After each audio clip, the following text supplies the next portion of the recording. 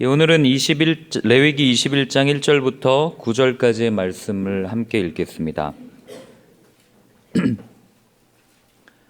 레위기 21장 1절부터 9절까지 함께 읽습니다. 여호와께서 모세에게 이르시되 아론의 자손 제사장들에게 말하여 이르라. 그의 백성 중에서 죽은 자를 만짐으로 말미암아 스스로를 더럽히지 말려니와 그의 살부치인 그의 어머니나 그의 아버지나 그의 아들이나 그의 딸이나 그의 형제나 출가하지 아니한 처녀인 그의 자매로 말미암아서는 몸을 더럽힐 수 있느니라. 제사장은 그의 백성의 어른인즉 자신을 더럽혀 속되게 하지 말지니라. 제사장들은 머리털을 깎아 대머리 같게 하지 말며 자기의 수염 양쪽을 깎지 말며 살을 베지 말고 그들의 하나님께 대하여 거룩하고 그들의 하나님의 이름을 욕되게 하지 말 것이며 그들은 여호와의 화제 곧 그들의 하나님의 음식을 드리는 자인즉 거룩할 것이라. 그들은 부정한 창녀나 이혼당한 여인을 취하지 말지니 이는 그가 여호와 하나님께 거룩함이니라. 너는 그를 거룩히 여기라. 그는 내 하나님의 음식을 드림이니라. 너는 그를 거룩히 여기라. 너희를 거룩하게 하는 나 여호와는 거룩함이니라. 어떤 제사장의 딸이든지 행음하여 자신을 속되게 하면 그의 아버지를 속되게 함이니 그를 불사를 지니라. 아멘. 이 레위기 21장부터는 그 앞장까지는 이스라엘 모든 백성들에게 주시는 그 정결에 대한 말씀이었다면, 그 규정들이었다면, 레위기 21장부터는 제사장들에게 주어지는 제사장들에게 이렇게 살고 이렇게 하지 말라라고 주어지는 그런 거룩에 대한 규정들이라는 것을 우리는 알게 됩니다. 먼저 1절을 한번 같이 읽어보겠습니다. 여호와께서 모세에게 이르시되 아론의 자손 제사장들에게 말하여 이르라. 그의 백성 중에서 죽은 자를 만짐으로 말미암아 스스로를 더럽히지 말려니와. 하나님께서 제사장들에게 하셨던 첫 번째 오늘 명령은 죽은 자를 만져서 스스로 더럽게 하지 말라라는 말씀을 우리에게 주십니다. 왜 하나님은 죽은 자를 만지지 말라고 하셨을까요? 고대 유적지에 이렇게 가보면 이집트나 마야나 마야 문명 맞죠? 이런 데 가보면 꼭 있는 것이 있습니다. 혹시 뭔지 아십니까? 네. 찬양이 있습니까? 무엇이 있습니까? 무덤이 있습니다. 그렇죠? 이집트에 가도 거대한 피라미드를 세워놓고 그게 오늘날은 관광지로 되어 있지만 그 이유가 그것이 무덤이라는 것을 우리가 잘 알지 않습니까? 왕들의 무덤. 그리고 또 고대 유적지를 가는 곳마다 많은 무덤들이 있는 것들을 봅니다. 그걸 보면은 고대 사람들이 얼마나 사후에 많은 공을 들였고 얼마나 거기에 관심이 있었는지를 우리는 알게 되는 거죠. 그런데 고대 사람들만 그런 게 아니에요. 오늘날 사람들도 마찬가지입니다. 어쩌면 사람은 태어나면서부터 일평생 자기가 누울 자리를 찾아서 헤매다가 그 누울 자리를 찾아 또 그렇게 평생을 살아가는 것은 아닌가 생각이 들 정도로 자기가 죽은 후에 누울 자리를 찾아서 명당을 찾아서 이렇게 찾아다니는 그런 모습을 보이지 않습니까? 다수의 사람만 그런 게 아니에요. 종교도 마찬가지입니다. 종교 역시 사후 세계에 주목합니다. 그래서 우리가 죽은 이후에 살아가는 그 행복을 위해서 오늘 현세의 물질과 시간과 여러 가지 노력들을 투자하라고 말합니다. 기독교는 여기에서 자유합니까? 기독교 역시 사후에 가는 천국에 가기 위해서 우리는 신앙생활을 해야 한다라고 말하기도 합니다. 그런데 여러분 성경을 쭉 읽다 보면 신기하게 성경은 딱 두 군데를 제외하고는 이 무덤에 별로 관심이 없습니다.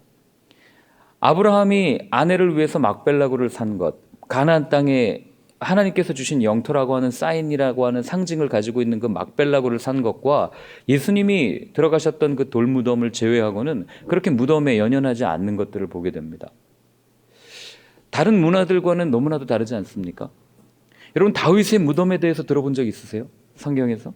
물론 오늘날 가면은 있습니다. 다윗의 무덤. 그건 가묘예요. 가짜묘입니다. 가족 추정해서 만들어 놓은 가짜묘죠. 이스라엘이라고 하는 나라가 작거나 아니면 힘이 없어서 그렇습니까? 그럼 솔로몬 때는 어떻습니까? 얼마나 잘 살았으면, 얼마나 부유했으면, 얼마나 나라가 좋았으면 해외에서 탐방까지 와가지고 그 여왕 탐방 와가지고 와 어떻게 이런 나라가 있을 수 있습니까? 라고 감탄하는 모습을 보이지 않습니까? 그런데 그들은 그런 감탄할 만한 그런 문화를 가지고도 무덤을 만드는 문화를 만들지 않았다는 겁니다. 우리나라의 신라나 가야 같은 아주 작은 나라도 지금 가면 얼마나 많은 무덤들이 남겨져서 오늘 후대 사람들에게 많은 유적들을 보여주지 않습니까? 그런데 왜 그들은 이런 무덤을 만들지 않았는지 우리가 한번 생각해 볼 필요가 있는 거죠. 왜 그랬을까요? 사후가 아닌 오늘 나와 동행하시는 그 하나님을 따라가는 것, 그분과 함께 동행하는 그 삶 자체가 믿음이라는 것을 알았기 때문입니다. 그렇기 때문에 기독교는요, 천국도 중요합니다. 우리가 죽은 후에 가야 할 아버지의 나라도 너무너무 중요해요. 그러나 지금 내가 살고 있는 이곳을 하나님의 나라로 만들어가는 것은 더 중요하다는 것을 우리는 잊어서는 안 된다는 거죠.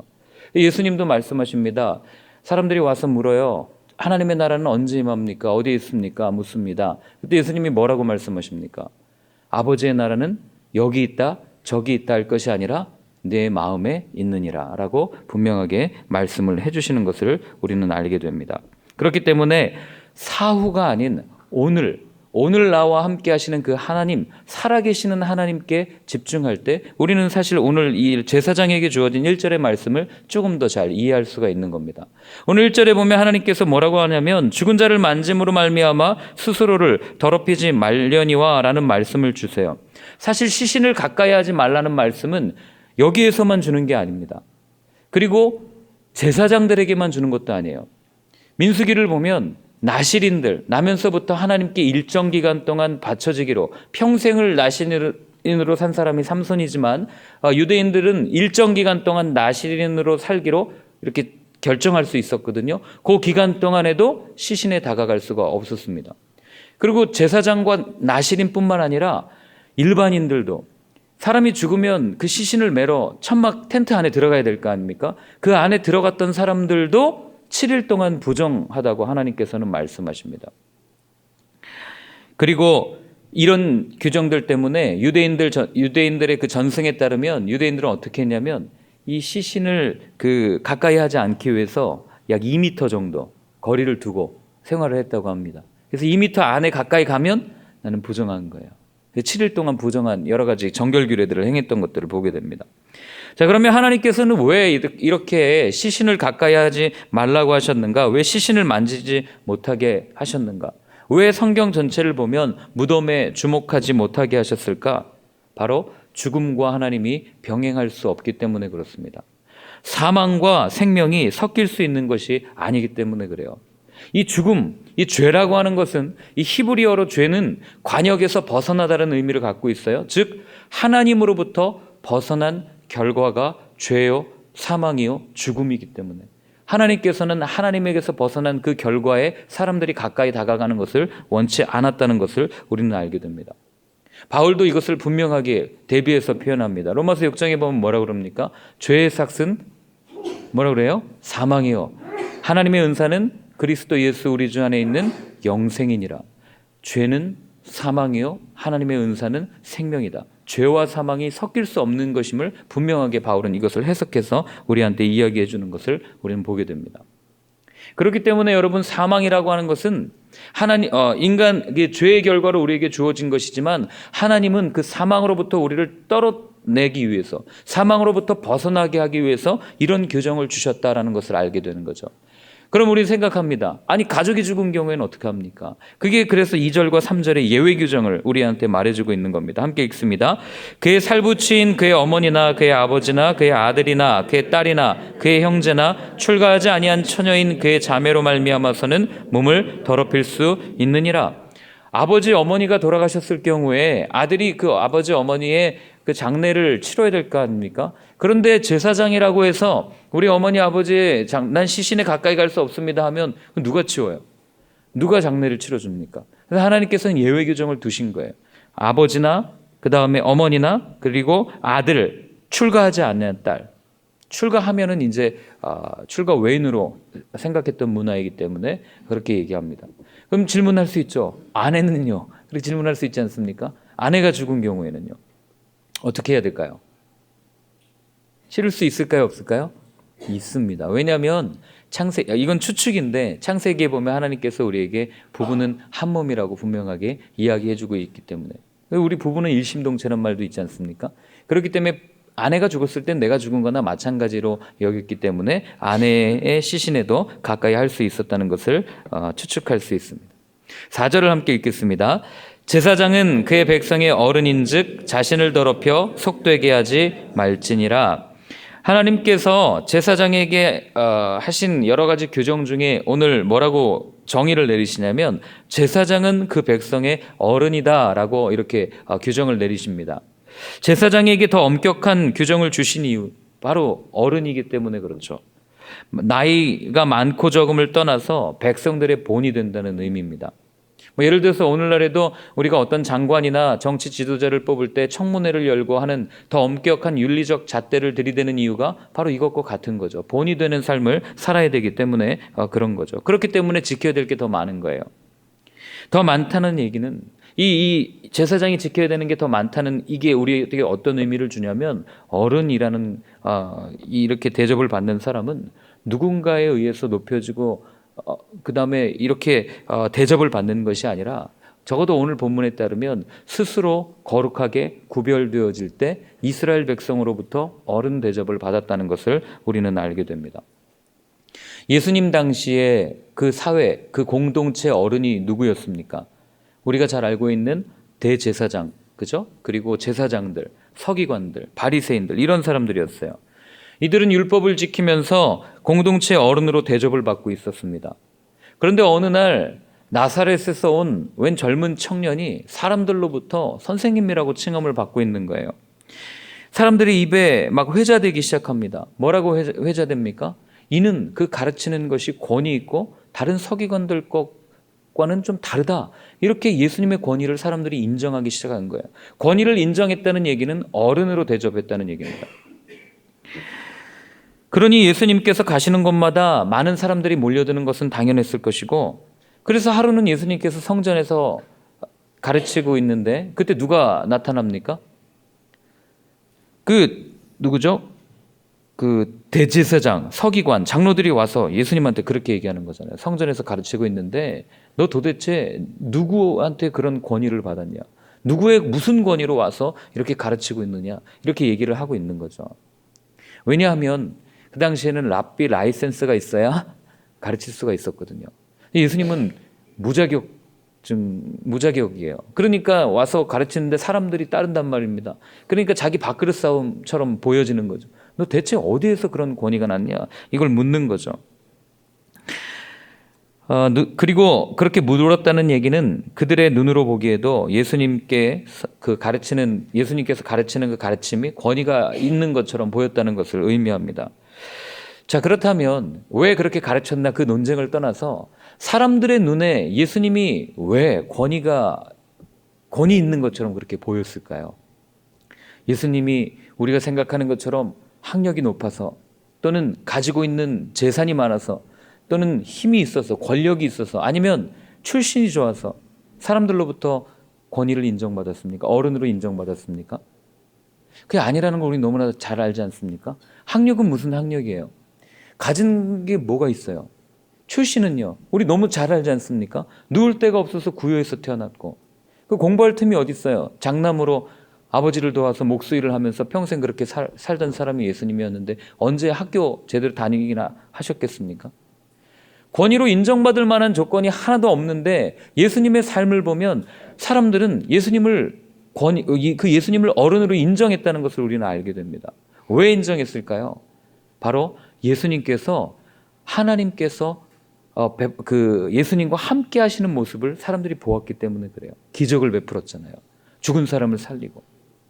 이게 그냥 단순하게 기적을 베푼다 이게 아니라, 성경에서 예수님이 기적을 베풀었다는 얘기는 성경에서 예수님께서 하나님이 그와 함께 하심으로 사람이 할 수 없는 아주 초월적인 그 하나님만이 하실 수 있는 일을 예수님이 하셨다는 것을 의미합니다. 즉 예수님은 늘 하나님과 함께 동행하셨어요. 하나님과 함께 동행하는 것이 거룩이라면 예수님은 늘 그렇게 거룩한 삶을 스스로가 사셨기 때문에 사람들은 예수님의 거룩한 삶을 보고 예수님이 사시는 그 모습을 보고 그의 권위를 인정했다는 거죠. 그를 어른으로 대접했다고 하는 것을 우리는 알게 됩니다.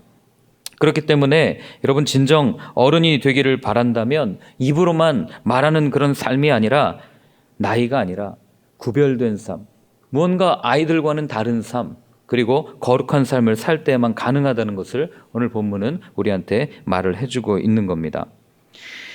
안타깝게도 오늘의 시대를 보면 여러분, 진정한 어른이 있습니까? 경제계, 정치계, 종교계를 비롯해서 어른이 없다고 말하는 시대에 우리는 살고 있습니다. 대한민국에서 존경받는 사람 누가 있습니까? 여러분들은 누구를 존경하십니까? 이 시대 청년들의 가장 큰 어려움이 뭔지 아세요? 거짓말하는 어른은 많고 자기 사리사욕 챙기는 어른은 많지만 본받을 만한, 존경받을 만한 어른이 없다는 것이 청년들의 가장 큰 문제입니다. 바라기는 이제부터라도 여러분들과 제가 늘 하나님과 동행함으로, 늘 거룩한 삶을 살아감으로 사람들의 또 존경을 받는 그런 어른들로 살아갈 수 있게 되기를 축원합니다. 5절부터 7절까지를 같이 읽겠습니다. 제사장들은 머리털을 깎아 대머리 같게 하지 말며 자기의 수염 양쪽을 깎지 말며 살을 베지 말고 그들의 하나님께 대하여 거룩하고 그들의 하나님의 이름을 욕되게 하지 말 것이며 그들은 여호와의 화제 곧 그들의 하나님의 음식을 드리는 자인즉 거룩할 것이라. 그들은 부정한 창녀나 이혼당한 여인을 취하지 말지니 이는 그가 여호와 하나님께 거룩함이니라. 그 다음에 말씀하시는 규정들을 보면 오늘 뭐라 그럽니까? 머리털을 깎아 대머리 같게 하지 말며. 그 성경에 대머리라는 말, 이렇게 레위기 앞부분에 보면 많이 나오잖아요. 그래서 통독을 하시는데 어떤 분이 그 구절에 좀 막히, 이게 진짜 나쁜 건가요? 이렇게 물어보시는 분들도 계셨는데, 오늘 여기 나오는 머리털을 깎아서 대머리 같게 하지 말라는 얘기는 머리가 빠지는 게 이게 부정하다 이런 의미가 아니라, 이게 다 어제 얘기했던, 여러분 어제 엊그저께인가요? 머리카락을 동글게 깎지 말고 이런 거 기억하시죠? 이게 다 종교적 관습과 관련이 있었던 구절들이에요. 그러니까 사람이 죽었을 때 오늘 여기 보면은 자기의 수염 양쪽을 깎지 말고 살을 베지 말고 이런 표현이 있지 않습니까? 살을 베지 말라는 얘기는 문신하지 말라는 것과 동일한 의미예요. 그러니까 이 당시 고대의 사람들은 사람이 죽으면 장례를 치를 때 슬퍼하잖아요. 근데 그것에서 그치지 않고 그걸 도를 지나쳐서 자기의 살을 해하고 여기에 그림을 막 이렇게 몸을 해하면서 그림을 그리고 머리를 깎고 이런 일들을 했던 거예요. 하나님께서는 오늘 뭐라고 얘기하는 거냐면 이방신을 숭배하는 그런 종교적인 관습하지 말라는 거죠. 애도하고 슬퍼하는 것까지는 좋지만 그 이상을 넘어서 그 문화를 따르지 말라고 이야기하는 겁니다. 하나님께서는 왜 제사장들에게 당시 문화를 따르지 말라고 하셨을까요? 이것에 대해서도 우리가 한번 깊이 생각해 볼 필요가 있는 거죠. 여러분, 오늘날 교회가 타락한 이유가 무엇입니까? 바로 타협했기 때문입니다. 타협은 변질을 가져오는 그 원인이 되는 거죠. 예전에 저희가 올해 처음에 이제 무별 예배를 이렇게 드리자고 할 때 많은 분들이 어려워하셨습니다. 근데 무별 예배를 드리기 전에 했던 고민 중에 하나는 성경에 나와 있는 예배, 하나님께서 정말 기뻐하시는 예배가 무엇일까를 깊이 고민한 적이 있어요. 그래서 추천드렸던 도서가 로버트 뱅커스라고 하는 사람이 쓴 1세기 그리스도인의 하루 이야기라는 책입니다. 그 책을 보면 작은 책이지만 쉽게 쓴 책이 아니에요. 뒤에 각주를 보시면 어마어마한 분량을 아주 압축적으로 쉽게 풀어 썼다는 것을 알게 되는데, 그 책을 보면은 당시 초대교회의 그리스도인들이 어떻게 예배를 드렸는가? 한마디로 얘기하면 식탁 공동체였어요. 식탁 예배였다고요. 이렇게 한 사람의 목회자가 서서 다수의 청중을 향해서 이야기하는 그런 예배가 아니라 그냥 동그랗게 또는 네모난 식탁에 앉아서, 물론 박해가 있었기 때문에 그랬을 수도 있습니다. 그러나 동그랗게 이렇게 앉아가지고 예배를 드린다는 게 오늘 예배를 드리겠습니다. 이렇게 한 게 아니라 그냥 같이 찬양하고 한 주 동안 어떻게 살았는지 삶을 나누고 삶 가운데 어떤 애환이 있었는지 어떤 어려움이 있었는지 함께 이야기하면서 말씀은 어떻게 들은 말씀대로 어떻게 살았는지, 또 말씀대로 살지 못했다면 어떤 어려움들이 어떤 문제가 있었는지를 나누고, 그리고 함께 같이 기도하고 위로하고 했던 것들이 초대교회 예배였어요. 그런데 오늘날 예배는 그런 모습이 아니잖아요. 우리가 드리는 이 아침 예배만 해도 만약에 제가 오늘 초대교회처럼 여기에 테이블을 깔아놓고 다 동그랗게 앉아서 한 분씩 삶을 나누고 하면 오늘 여러분 출근 못 하시잖아요. 그죠? 그렇게 못 하잖아요. 그래서 그런 예배를 드리자 그러면 어색한 거예요. 왜 어색하냐면 이게 타협했기 때문에 그렇습니다. 언제 타협을 했냐면 이 로마라고 하는 국가가 313년에 기독교를 공인하면서 이 기독교가 점점 이방 문화에 물들기 시작합니다. 이 로마라고 하는 국가는 여러분들이 로마사를 쭉 읽어보면 알겠지만 이 폭동이 일어나는 것을 견딜 수 없어 했던 국가입니다. 그래서 예루살렘의 그 총독들이 그토록 바리새인 사두개파와 정치적 이런 관계를 맺어가면서 예수님을 놔줘야 하지만 놔주지 못하고 예수님을 십자가에 못 박았던 이유도 그 안에는 폭동을 두려워하는, 폭동이 나면 잘리거든요. 그런 여러 가지 이유가 있는 거죠. 로마는 평화를 사랑했습니다. 그렇기 때문에 로마가 다스리는 지역 가운데 많은 종교를 그대로 인정을 해줬습니다. 그런데 문제는 313년에 기독교가 공인되면서부터 시작되는 거예요. 로마가 이 기독교를 국교로 인정합니다. 콘스탄틴 황제 때. 국교로 인정하다 보니까 다양한 넓은 지역에서 자신을 섬기던 그 많은 사람들이 기독교가 국교가 되다 보니까 여러 가지 문제들이 생겨나기 시작하는 거예요. 이거는 좀 이상한데? 예배 드린 것 같지도 않은데? 이거 신을 섬긴 것 같지도 않은데? 이게 어떻게 예배지? 그러다가 조금씩 받아들이기 시작하고 이렇게 한 사람이 서서 마치 한 사제가 앞에 서서 모든 사람을 대신해서 신과 접신했던 것처럼 이런 모양의 형태의 예배로 변하게 되어버린 거죠. 예배만 그렇습니까? 여러분들이 잘 지키고 있는 성탄절과 부활절도 그 예 중에 하나입니다. 성탄절은 사실은 12월 25일이 예수님의 생일이 아닌 거는 이제 다들 알고 계시죠? 이 이집트 태양왕의 생일이에요. 태양왕의 생일이 12월 22일 동짓날인데 이로부터 3일 후에 부활하는 그 태양이 이렇게 쭉 떠오르는 것처럼 보이는 그때를 우리가 성탄절로 지키자라고 그냥 그 문화에 이렇게 흡수된 거죠. 부활절은 어떻습니까? 춘분과 관련이 있어요. 이 부활절은 춘분이 낮과 밤의 길이가 같아지고 이제 낮이 더 길어지는 때 아닙니까? 그러니까 밤이 상징하는 어둠을 이기고 낮이 상징하는 빛, 이게 더 강해진다. 이게서 춘분, 교단에 따라 좀 다르지만 대체로 개신교는 춘분 후 만월 후에 첫 번째 주일을 오늘날 부활절로 지키기는 하지만 그 춘분과 관련이 있는데 이게 바로 이집트의 설화와 관련이 있는 그런 거죠. 그러니까 그렇게 그 기독교를 국교로 인정하면서 많은 사람들을 품으려고 하다 보니 그 당시 문화가 자연스럽게 흡수되고 그러다 보니까 조금씩 변질되어서 오늘까지 이르게 된 게 오늘의 교회 모습일 수 있습니다. 그러다 보니 어떤 일들이 일어납니까? 당시 지키고 있던 이방절기에 기독교색을 입히게 되었고 오늘날도 우리가 다시 초대교회처럼 예배를 드리자 하면 어색한 그런 일들을 우리가 겪게 되는 거죠. 문제는 우리가 그렇게 문화에 이렇게 뭐라고 그래야 돼요? 이렇게 문화와 타협을 해서 그건 좋아요. 어느 정도 시대상과 반영하는 거 좋다라고 우리 이야기할 수 있지만 문제는 뭐냐면 그 정신을 잘 이어가면 좋지만 변질은 부패하기 마련이기 때문입니다. 항상 변질에는 부패가 따라오기 마련이에요. 그럼 성탄절 예를 들었으니까 한번 보세요. 성탄절을 보십시오. 우리가 문화를 차용해서 성탄절로 지키고 있지만 오늘날 성탄절이 정말 그 본래의 의미처럼 예수님의 오심을 생각하고 예수님을 더 깊이 묵상하는 그런 시간이 되었습니까? 아니면 사람의 쾌락을 위해서 즐기는 그런 걸로 변질되었습니까? 예배는 어떻습니까? 정말 우리가 그걸 차용해서 이렇게 한 사람의 설교자가 앞에 서 있고 그렇고 이렇게 함께 예배를 드리지만 그러나 본래 예배가 가지고 있는 의미, 우리의 삶 전체 24시간을 하나님께 내어드리는 삶의 예배를 우리가 드리고 있는지 아니면 그냥 예배 드리지만 설교 들으면 예배 들었다고 생각하는 그렇게 변질되어 있는 생각에 오염되어 있지는 않은지 우리 스스로가 한번 돌아볼 필요가 있다고 하는 겁니다. 손과 발과 마음과 생각이 함께 같이 성장하고 성숙해야 되는데 머리만 성장하니까 설교만 듣고 이게 예배다라고 생각하니까 오늘의 교회가 이렇게 이기적이고 기형적이고 괴물로 변해가고 있는 것은 아닌가 생각해 보게 되는 거죠. 이게 다 어디에서 시작됩니까? 타협에서 시작된 겁니다.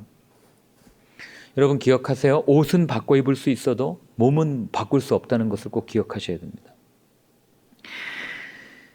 오늘날 우리가 편리함, 그리고 사랑, 그리고 인권이라는 이름으로 잘못된 타협을 하면 우리의 후손들은 우리보다 더 어렵게 신앙생활을 할 수 있다는 것, 그리고 우리보다 더 왜곡된 예수님을 만날 수 있다는 것을 우리가 꼭 염두에 두어야 됩니다.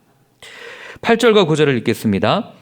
너는 그를 거룩히 여기라. 그는 내 하나님의 음식을 드림이니라. 너는 그를 거룩히 여기라. 너희를 거룩하게 하는 나 여호와는 거룩함이니라. 어떤 제사장의 딸이든지 행음하여 자신을 속되게 하면 그의 아버지를 속되게 함이니 그를 불사를지니라.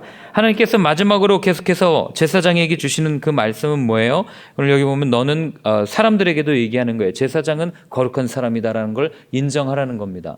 그게 뭐 사람들로부터 대접을 받아라 그런 얘기가 아니에요. 오늘 이 본문은 제사장에게 주어지는 본문입니다. 그렇다면 뭐예요? 사람들이 너를 거룩하다고 인정할 수 있도록 앞에 그 1절에 있었던 것처럼 스스로 깨끗하게 해라. 스스로 거룩하게 해라. 스스로 하나님 앞에, 사람 앞에 부끄러움이 없을 수 있도록 그렇게 살아라라고 하나님께서는 다시 한번 확언해 주는 것을 우리는 알게 됩니다. 그렇기 때문에 여러분, 우리가 스스로를 거룩하게 하는 방법, 제가 오늘 많은 것들을 말씀드린 것 같지만 오늘 하루 이것만 한번 기억하셨으면 좋겠습니다. 여러분, 타협은 변질을 가져오고 변질은 부패를 가져옵니다. 이거를 잊지 않으셨으면 좋겠어요. 우리가 믿음을 가지고 세상을 살다 보면 타협해야 될 때가 분명히 있을 겁니다. 그러나 말씀드렸죠? 몸은 바꿀 수 없다는 것. 시대에 따라 옷은 바꿔 입을 수 있지만 몸은 바꿀 수 없다는 것. 어느 게 더 중요합니까? 몸이 더 중요한 거예요. 우리가 시대에 따라서 복음을 어떻게 전할 것인가에 대한 방법론에 있어서는 우리가 충분히 논의할 수 있어요. 그러나 복음을 변질시켜서는 안 된다는 거예요. 죄는 죄고 생명은 생명이다라고 분명하게 이야기할 수 있을 때 우리의 복음은 변질되지 않을 겁니다. 우리 함께 같이 기도할 때 오늘은 이렇게 한번 기도했으면 좋겠습니다. 하나님, 혹시 내 삶에 내게 주어진 이 복음을 내 상황에 맞게, 내 처지에 맞게, 또 내 입장에 따라서 타협하고 있지는 않은지 한번 돌아봅니다. 하나님, 혹시 타협하고 있는 내 모습이 있다면 과감하게 끊어낼 수 있도록 도와주시고, 죄는 타협할 것이 아니라 죄는 버려야 하고 피해야 할 것임을 우리가 다시 한번 확인하는 그런 하루가 되게 하여 주옵소서. 함께 같이 기도하겠습니다. 하나님 아버지, 제사장들에게 주어진 말씀들을 오늘 우리가 함께 나누었습니다. 그 말씀은 무엇입니까? 타협하지 말고 세상 문화에 물들지 말라고 우리에게 말씀하여 주셨습니다. 하나님, 우리는 너무나도 쉽게 문화라는 이름에 우리의 복음의 본질을 잃어버릴 때가 많습니다. 하나님, 그렇게 우리가 살아가는데 아버지 하나님, 우리의 마음 가운데 다시 한번 복음의 기준을 제시해 주시니 감사합니다. 우리가 거룩하여질 수 있도록 주님 도와주시고, 하나님과 늘 함께 동행함으로 세상과 타협하지 않고 변질되지 않고 부패하지 않아 끝까지 우리의 이 순전한 믿음을 하나님께 내어드릴 수 있는 저희의 삶이 될 수 있도록 주님 도와주시옵소서. 하나님께서 함께 해주실 줄 믿습니다.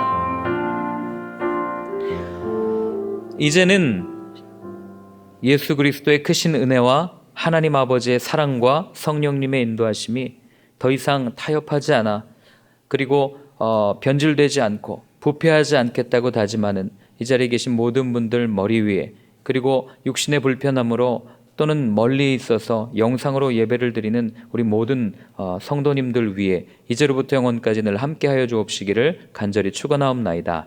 아멘.